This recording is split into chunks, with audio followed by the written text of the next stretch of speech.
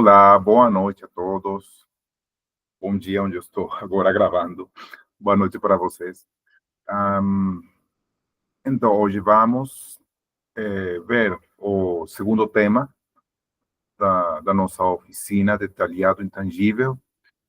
E eu vou já mostrar nosso slide para hoje,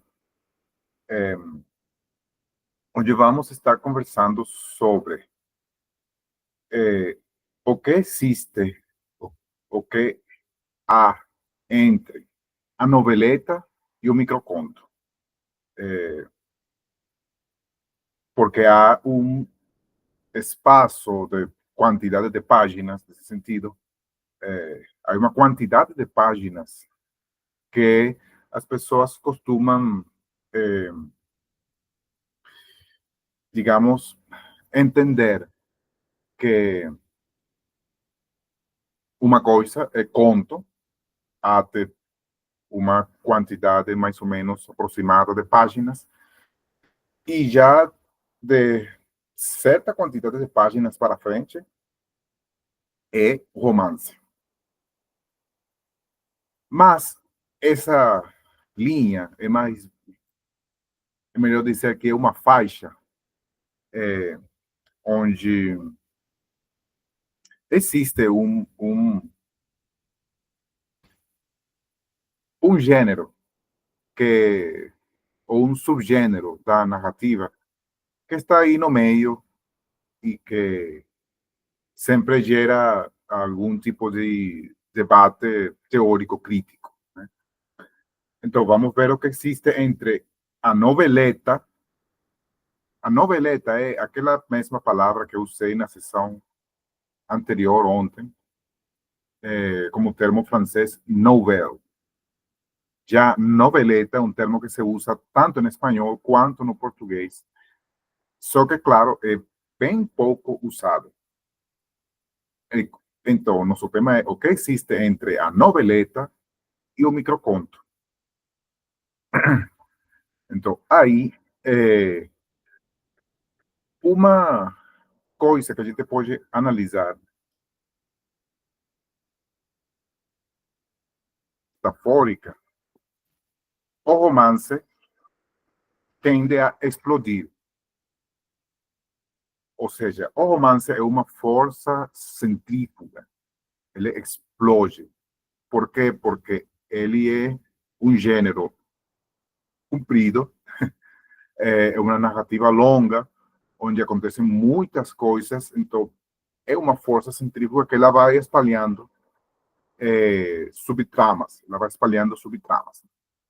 Então, nesse sentido é que a gente fala que o romance explode. Quer dizer que tudo que não é romance não explode, senão implode. Quer dizer que ele explode ou implode para dentro. É uma força centrípeta, né? É uma força centrípeta. Por quê? Porque todos os possíveis subtemas ou subtramas que aconteçam, vamos supor, num conto, num relato, uma narração breve, tudo isso incide sobre a o próprio centro do que está sendo narrado.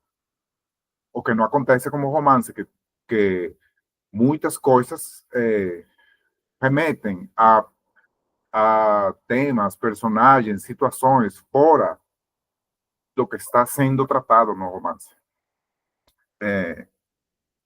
Então, por isso que a gente fala que tudo que não é romance é uma força centrípeta que implode, porque tudo o que acontece impacta sobre a própria trama do relato, né?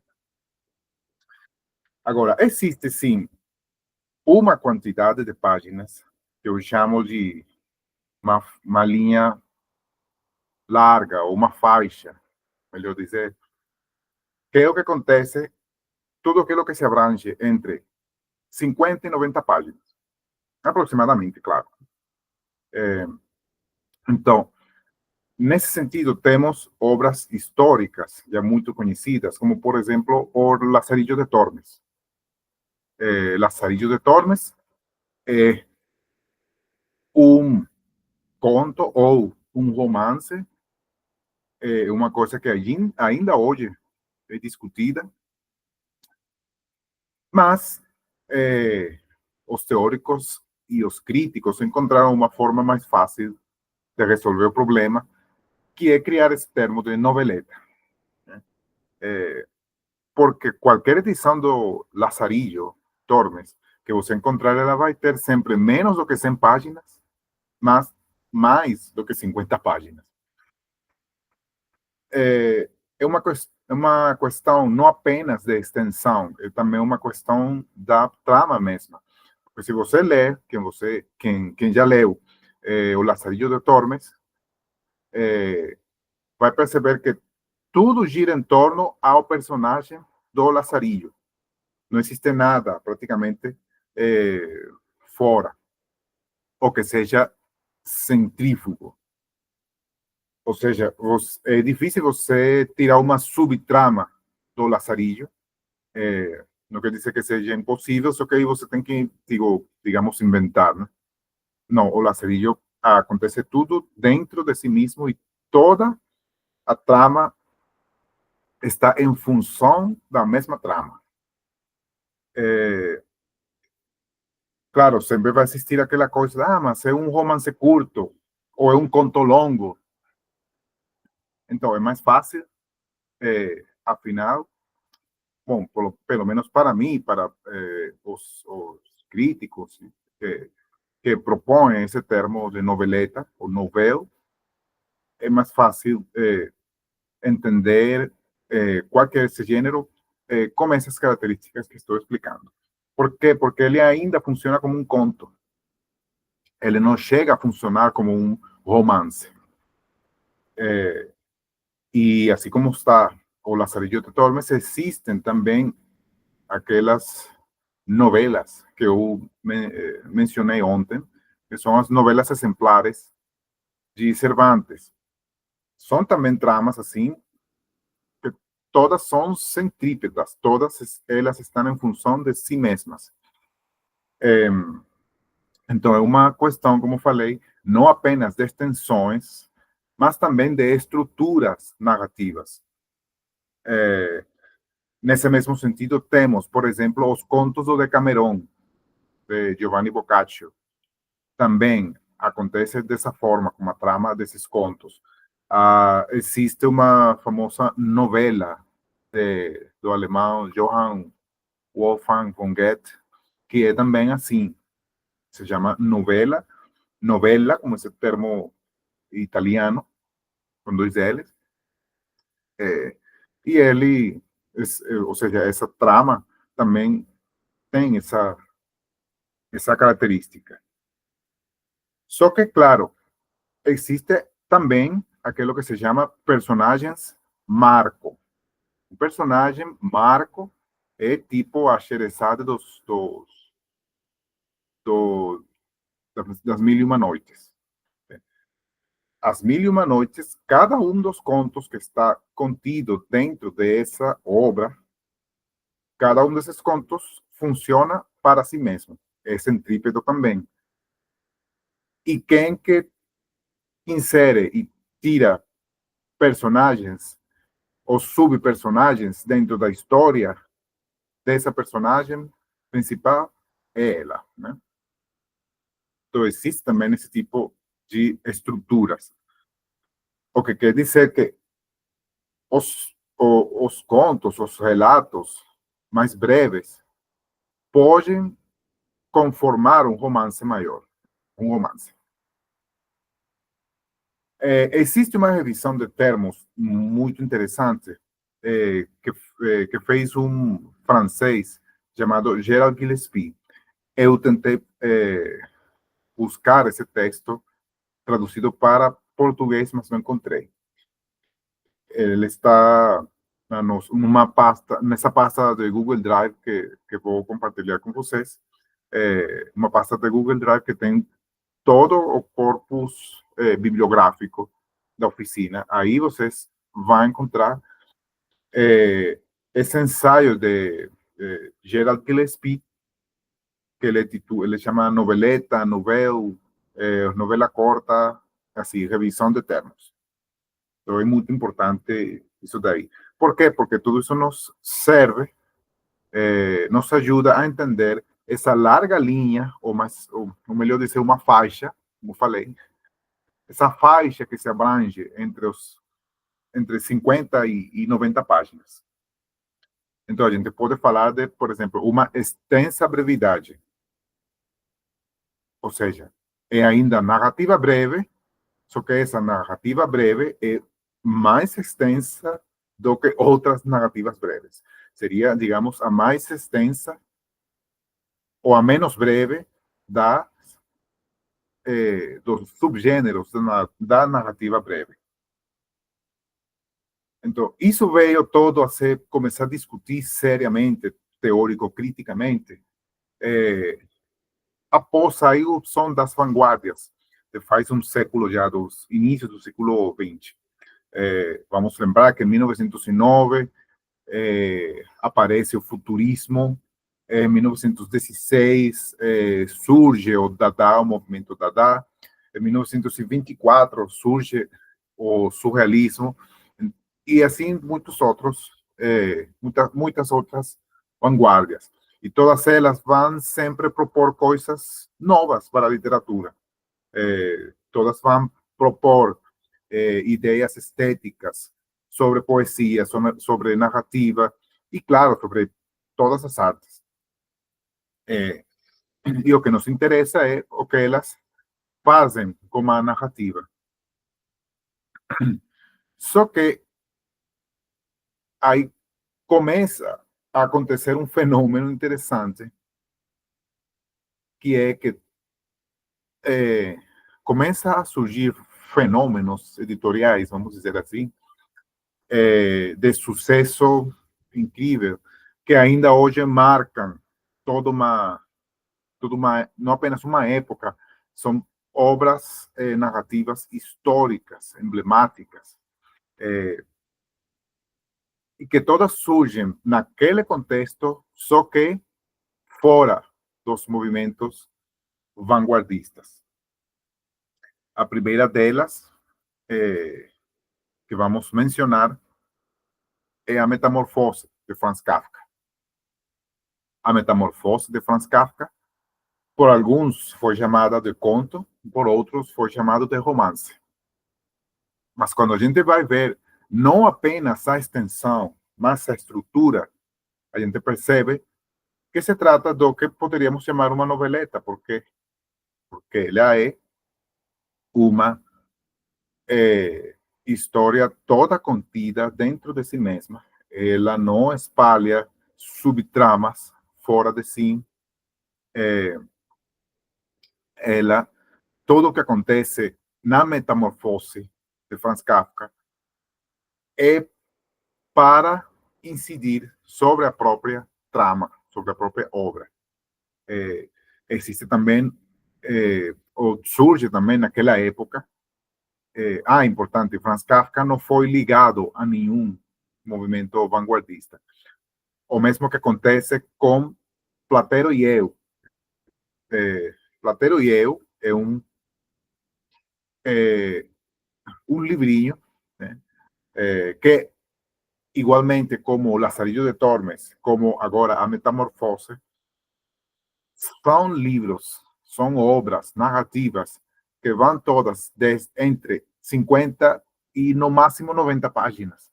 Elas nunca vão chegar em 100 páginas, nunca vão ter menos de 50, independente das edições.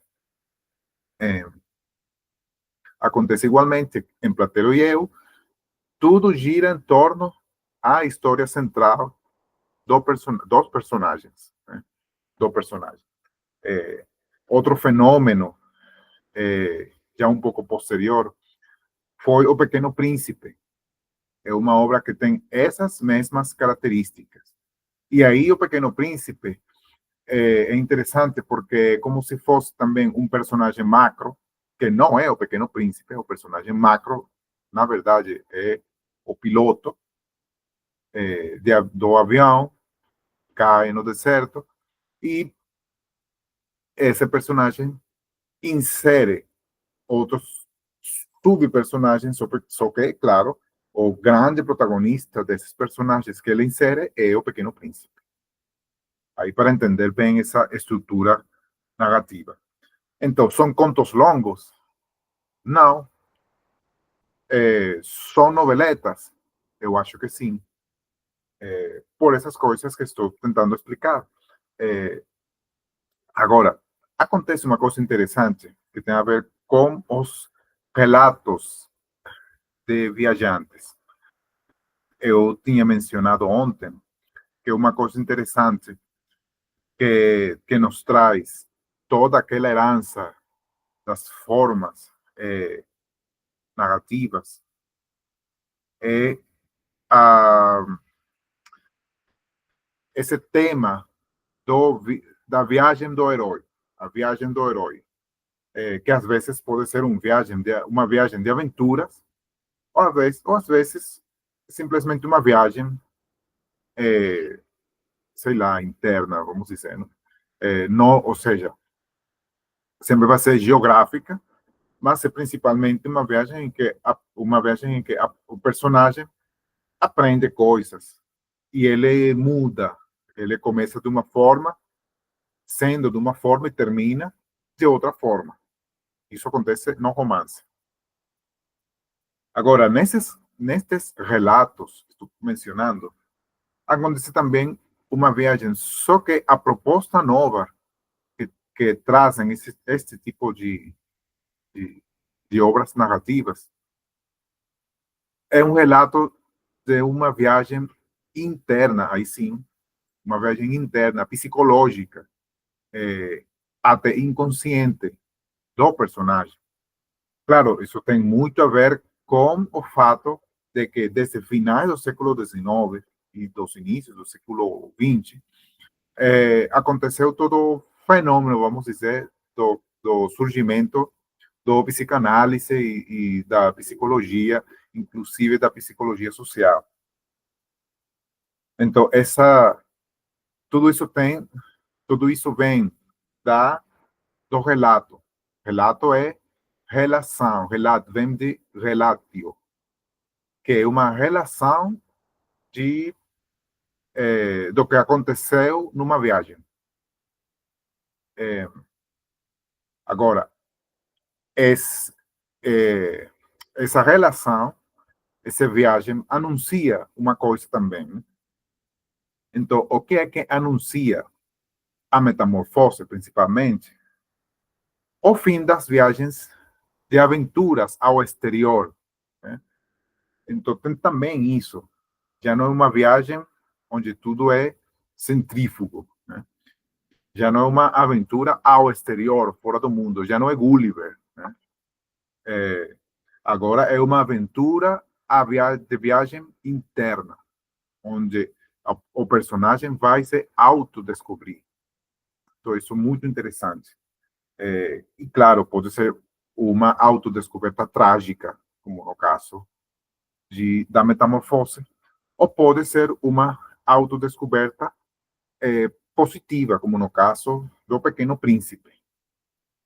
E aí no meio está Platero e eu. Então, tem também, nesse sentido, os relatos de náufragos. Também é mais ou menos isso. E se você ler, se você pensar que no Pequeno Príncipe, o personagem que nos traz o Pequeno Príncipe é um aviador que cai num deserto, ele é de alguma forma um náufrago também. E isso é algo que vem desde Odisseu, o primeiro náufrago da literatura, até, como falei, o protagonista do Pequeno Príncipe, que não é o Pequeno Príncipe, é o piloto. Agora, por isso, podemos falar que é um gênero indeterminado ou sem nome. Por que sem nome?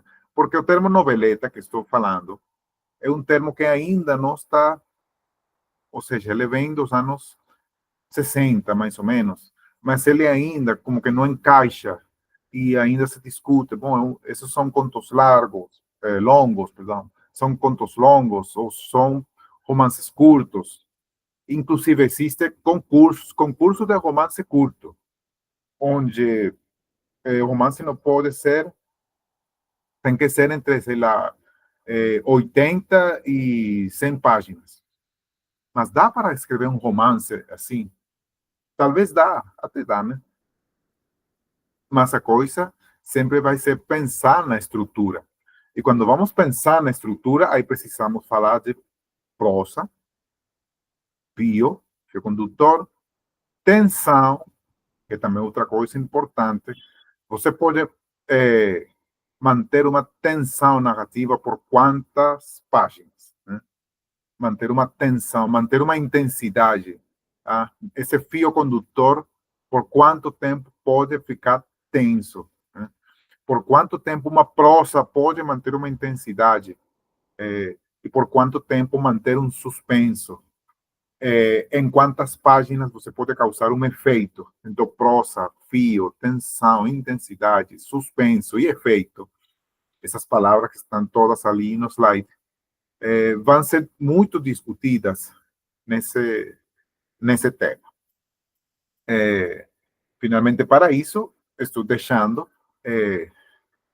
esse texto, esse achei em português, de Júlio Cortázar, que alguns aspectos do conto está aí um dos links que vou mandar, e um texto que não encontrei também traduzido para português, mas que vale muito a pena ler, de um espanhol chamado Vaquero Goyanes, que ele escreve um texto titulado El Cuento y Géneros Próximos, onde ele abrange e discute todas essas coisas.